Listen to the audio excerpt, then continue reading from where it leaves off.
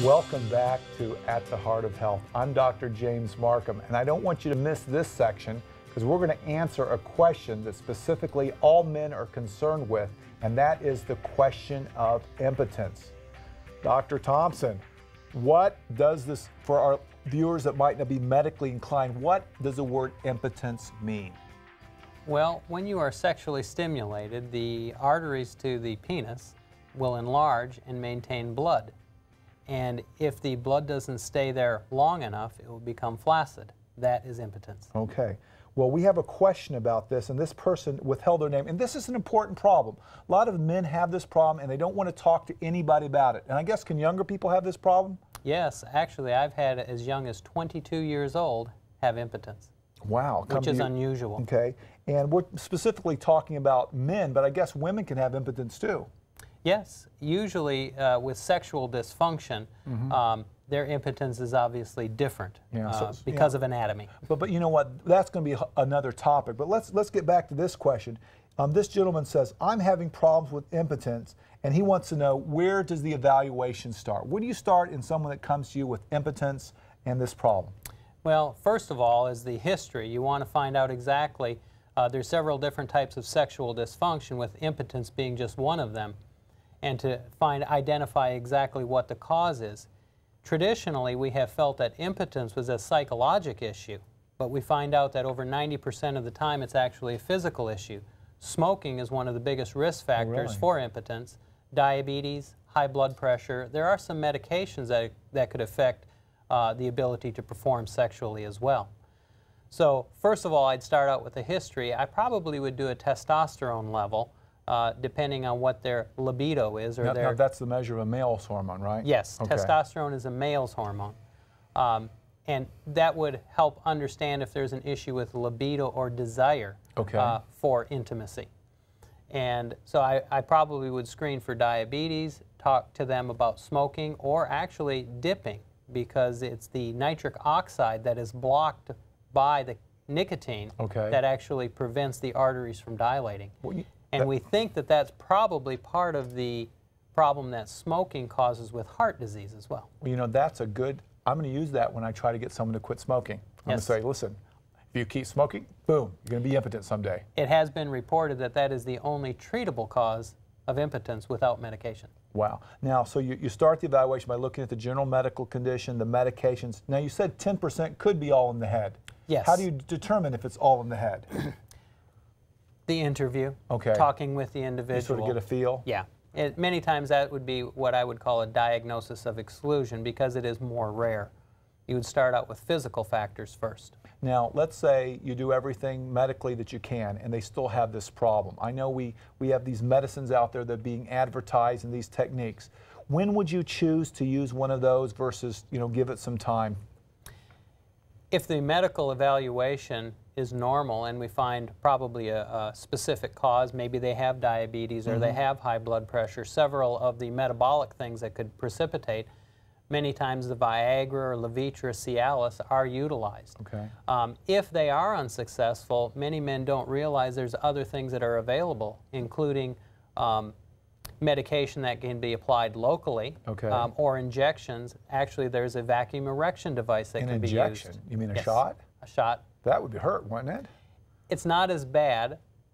Having never done it, I've heard it's not as bad as you'd imagine. It's a very, very little needle, tiny needle. Like an ant bite, or? That's what I've been told. You've been told that. So the vacuum device. Now, what about these prostheses that I hear? What's all that about? These pumps and stuff. Is that the vacuum device? That is a vacuum device. There's a pump, and it actually holds the blood in the penis. And so how does that work?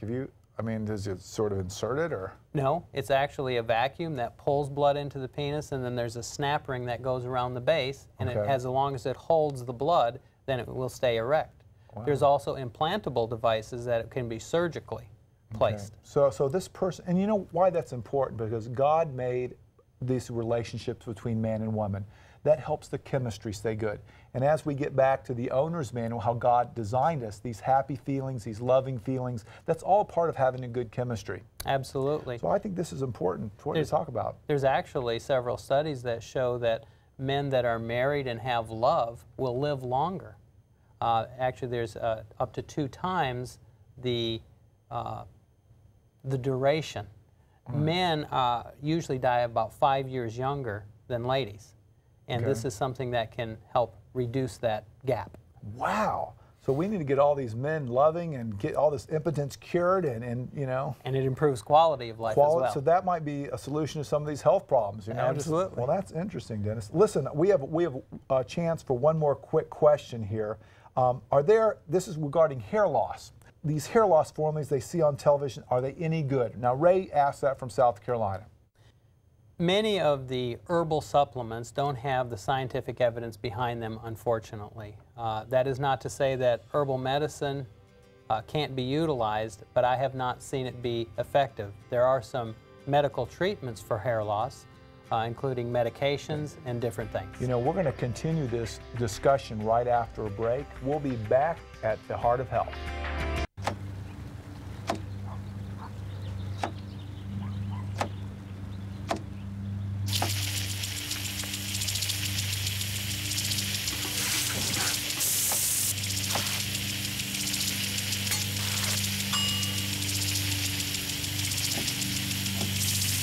Clean kitchen surfaces, utensils, and hands with soapy water. 1 in 6 Americans will get sick from food poisoning this year. Keep your family safer. Check your steps at foodsafety.gov. I'm Dr. James Marcum. I've been visiting with Dr. Thompson. We've been talking about some tough men issues today. We just finished talking about impotence. Then we're moving to hair loss. And if you look, I'm losing a little bit of hair up here myself. So this is a very interesting topic. But if you're there and might have other related questions, go to our website, heartwiseministries.org. Now, Dennis, let's get back to talking about this hair loss thing. Now, where did we leave off? Well, hair loss for men particularly is somewhat genetic, but also it's associated with testosterone, the male hormone. And so many times they'll have male pattern balding is what it's called. It'll start in the temporal regions and go backward. Yeah. There are also some people that develop some hair loss at the apex or the top of their head. I see many men nowadays just shaving their head when it comes to that. There are some treatable causes, however. Okay. Testosterone is one of them, but also a fungus or an autoimmune condition can cause hair loss. Really? Yes. Wow. There's alopecia areata is an autoimmune condition, and steroid injections can actually help if there's just a specific spot of hair loss. So not all of it's purely genetic. No, it's not. Now let's say it's purely genetic, and see, I have a spot up here, Dennis. How should I handle that? Well, there are some medications. One of them is called minoxidil, which you probably are familiar with. It's a blood pressure medication. There's also one called finasteride or Propecia that can be utilized. I have to caution here, however, ladies can use minoxidil, but ladies cannot use Propecia. Okay. Because it is a teratogen for fetus and it's not safe to use. So it can hurt a baby. It can hurt a baby. Okay. So those are ways that you can treat, and there is increased hair production. At the extreme, however, if there's nothing that can be done medically, there are hair implants or the toupee. Okay. Well, there's lots of different options. Well, I think that answers his questions.